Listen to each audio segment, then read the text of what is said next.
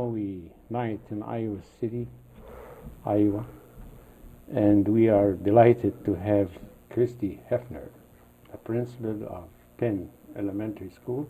Correct. At North Liberty. She's Yes. our guest. I'm happy to be here. And Thank I am you. Hani Elkadi, your host. And we are delighted that you are going to tell us about the new look of your school. Now I see that the projects are prevailing all over the district. Everywhere there is construction, new additions, gyms are being built. It looks like the whole thing is renovated. And Penn has a good share of that. So I would like you to tell our audience about the activities that are going on now in your school. And from there, we'll ask you a couple of questions or concerns from our audience. Sure. We are very excited at Penn because we are in the process of a very substantial addition and remodeling project, and those are equally important. Our addition is really changing the size and the look of our building and the usefulness of the building. We are adding 8 classrooms and a new media center and a new gym that will be community-sized, which is amazing. And we're very excited about that. But I'm equally as excited about the remodeling that is happening in the older part of the building. This is a massive project when you consider both parts of this. This last summer, major work was done in the whole building. Restrooms were completely remodeled, new carpeting, and a lot of work that we can't really see. The preparing to have air conditioning everywhere, and for the installation of the geothermal, which will make our heat more pleasant. Lighting is improved. We're getting new windows, new doors. Well, this geothermal had a little bit story. Can you tell us about it? Yeah, you know, we read in the paper that there was a little bit delay at Penn construction site because of some problems with. Well, it's. I think all construction has some built-in potential for complication. The geothermal. Originally, the hope was to drill 10 wells. First, before we start to talk about all this scientific terminology, let us simplify it to our audience. What's really geothermal? What does this word mean? I'm sorry? Geothermal. Oh, well, I may be in over my head here. It is a system for heating and cooling that is ecologically good for the environment, and it involves drilling a series of wells, and then there are pipes underground that cool and heat. So it's a long process that necessitates a lot of research and soil and all that. And was there a problem with the water level at North Liberty at this part? Well, when they did the first testing, they discovered, and no one in North Liberty was surprised by this, that the water level is very close to the surface. There's an aquifer that runs under North Liberty. So rather than being able to drill 10 wells that went very deep, and that's not very scientific, but they were going to be much deeper. We have 30 wells that are not as deep. And the drilling of those wells takes a special piece of equipment, and it takes 8 hours to drill one well. So it just takes longer. And then I do believe there was a delay. The company that's doing the drilling only had 1 drill on site instead of 2 at the beginning of the project, because like I said, all projects have complications, and this company had a project out in South Dakota or somewhere that got held up, and so they couldn't get their piece of machinery here at the time that they started. I believe we're on target now. Okay, that makes sense. Well, that wasn't a very scientific explanation. Well, we don't need to go deep into science here. I mean, we'll try to simplify things, make it easy for everybody Sure. to hear and understand it. Now, let me see. This whole project will be completed next fall? The goal is that we will move into the new addition, and that the older part of the building will be completely remodeled when school starts in August of 2015. So, yeah, next school year.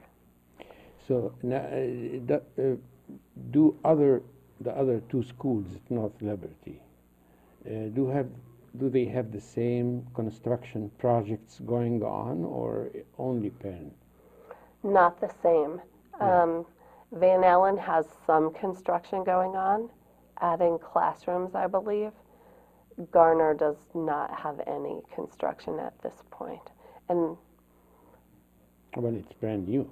right, I don't believe there's any projects slated for Garner either. But Penn is the oldest. Yes. Because I think the school was built in 1961. 60. 60, Yes, I see. yes. And tell me about the capacity of the school. How Well, many- actually, when Penn was built, it was 4 classrooms. It was a very small section of what is the current building. And then there were a series of additions, I believe 4 other additions, that put us to where we are right now, which has a capacity of 350 or so students. It depends on the measure that you use, but so the capacity for the actual building is about 350 students. So, and the demographics changed too with time at North Liberty. I mean, I think I read in Time magazine last year that North Liberty is one of the fastest growing cities Yes. in the United States. Right? Yes, that's true. North Liberty is growing. As a person who's lived there since 1985, it has exploded. I believe, I have heard that in our last census, the largest population group was for children 5 and under. And the next largest percentage was people 20 to 30. So, we And- need schools. And your kids go to North Central and Northwest, right? North Central and West High, And West High. currently, yes. And it's not decided how all of that will pan out with the addition of the new high school yet. Tell me about the diversity now in your school. We have about, well, explain to me what you mean about diversity. What I mean, Penn Elementary used to be very homogeneous at the Right. beginning, Yes. predominantly, Yes. white population. Hmm. And now we have minorities, and Yes. And that's very positive. Yes, it Yeah. is. It's good for everyone. The majority race would still be Caucasian, but we have a good number of African American students, as well as some students from African countries, and Congo and Somalia and Yeah. Sudan. And, yes, I see. All what you need is to diversify your staff too. yes, yes, and that would certainly Yeah. be a whole district Sure. priority. Sure. Yes. So tell me now about yourself. I know that you are a teacher Hmm. in many elementary schools, at least 3 of them, right? Yes. Lucas and what? Wickham and Weber, yes. Um, I was, That was before you decided to become an administrator. yes, yes. And what was that sudden change from classroom? Because you were happy as a classroom teacher. I love teaching. Yes, and it wasn't a sudden change. I actually determined that I should work on my master's degree because that's a good thing for teachers to do, and chose educational leadership. At that time, because I was a special education teacher, which meant that I worked with a lot of adults, and I just thought that would help me manage the adults that I was Sure. working with. And I just got interested. And then I worked as an assistant principal in a couple buildings and said, yeah, I think I would like to do this. And, and I'm very happy about it. Um, it's a good job. It feels fulfilling, interesting. Every day is obviously unique and something new that makes me have to stop and think. What was the main characteristic of your school? If we would like to give a description about the school. Of Penn? Yeah. One of the things that I always say about Penn is that we're very practical. That I feel like that's a culture that was established before I ever went there, and I hope that I'm continuing that. That the staff has just a can-do attitude. Whatever we need to do, whatever a student needs, we just get it done. We work together and we get it done. Very practical. And this is anyway. I think this probably this characteristic you share it with other schools too. But what makes Penn really so specific? I'm trying to, like for instance, if we take Lemmy. Lemmy was comparable to your school when it came to diversity.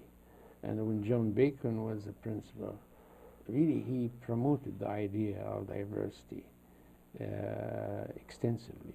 And he was one of the leaders in the district as far as opening his doors to people from everywhere. Do you have this kind of latitude, or you have to abide by certain guidelines from the district? How, in other words, how independent you are in making decisions such as diversification? Well, within the working of the building, we have a lot of latitude to each make our own decisions about within our building. However, we work really hard to be consistent so that across the district there's an equitable experience for all students.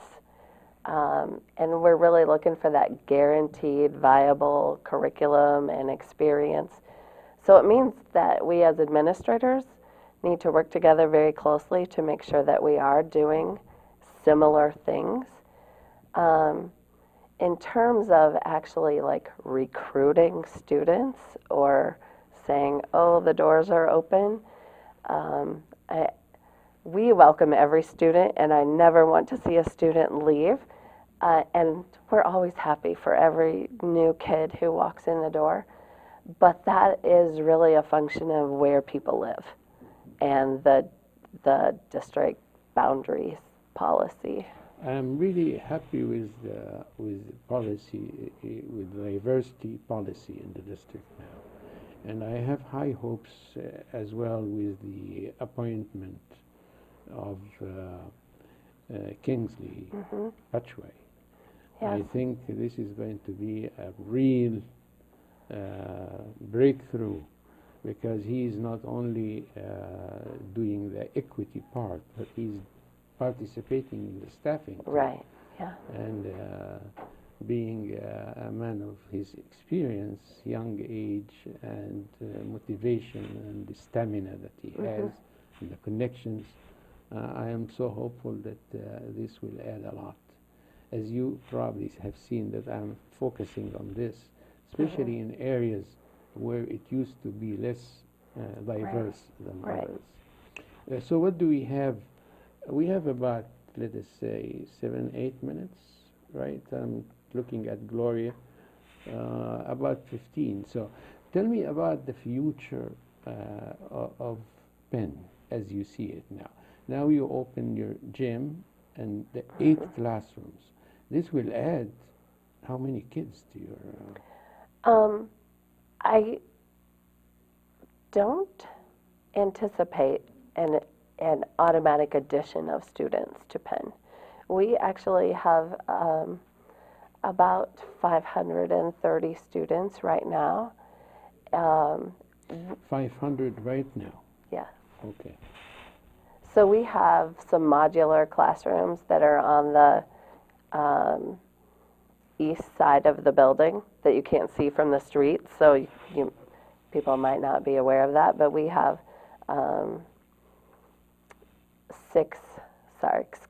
5 classrooms of students in those modular classrooms, that with the addition of those 8 classrooms, it means they'll be able to be moved into the building, and those modular units will go somewhere else away. That's the goal. It is very likely that just because of the growth in North Liberty, and that all 3 of our elementary schools in North Liberty are at capacity, and we will be at capacity when we move into those classrooms, and the growth of North Liberty, it's possible that we'll have to continue to use some modular classrooms until the newest elementary will be built, I believe in 2017. There's a new elementary slated for the north part of the district, which then should hopefully solve some growth pains And for a while. Liberty is going to serve your school too, right?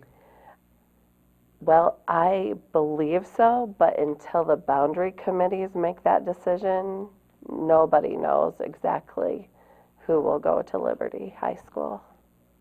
I believe that's still a work in process. Well, my understanding is that the feeding school, is that the term you use, feeding school, will be mainly the North Central. And that's why probably the committee that was responsible for selection of the mascot and the colors, they decided to pull the colors from North Central, which is the purple, right, and the black And silver. and silver.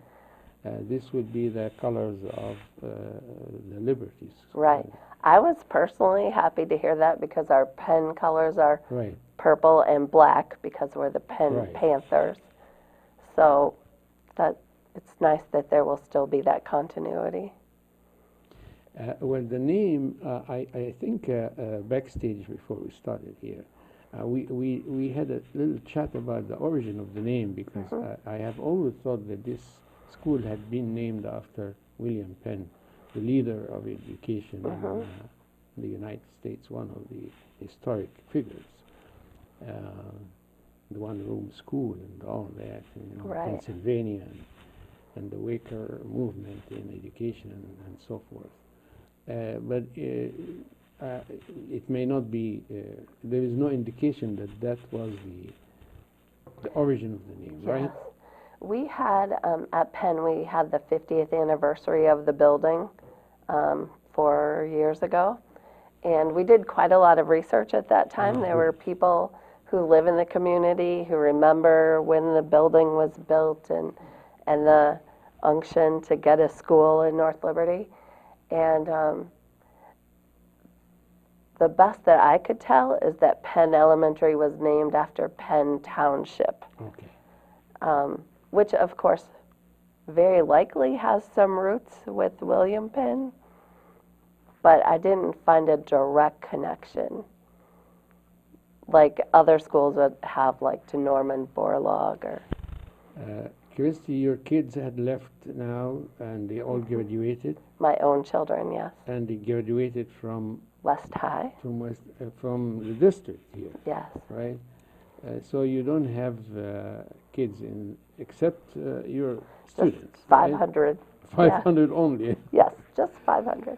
Well, it has been really a delight. Would you like to talk to the camera and tell people something about yourself, about your school, anything you want the community to know about the future? We have a couple of minutes before we wrap it up and we say bye-bye. Sure.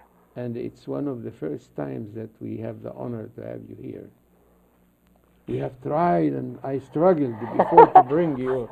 I was here when we had our anniversary, when we had the Penn anniversary. Okay. But yes, it's been a while. I think this is an exciting time to be in the Iowa City School District. Your camera now is Josh, Okay. our director. All so right. you can look at the camera here and right, and then talk to our people. Okay. I do think this is an exciting time to be in the Iowa City School District as a staff person, as a community member. It is no small deal that we're a growing community and that the community is so invested in education. And I think we are taking very big steps led by the central administration and the school board to work on those diversity issues and to take practical steps to ensure that all students get an equitable opportunity, which is rich and has the real strength to give a person a good start in life, which is what we want all our students to have. A start from elementary school to junior high to high school to then the real start of what their adult life will be. So I think it's a good time to be involved and a good time to have kids in the district. To be little Panthers. Yes, yes. They're my favorites, yes. Well, Kristy, it has been a wonderful time spending with you this evening. I would like you to show up again. I will. It's definitely, you are very photogenic and you are very well spoken, and we want you again here. I'm sure that we are going to have a lot of hits on our website, as well as public access TV and YouTube. We will be on channel 21, channel 18, and we welcome you back again. Thank you. Thank you. Thank you very much. Thank you.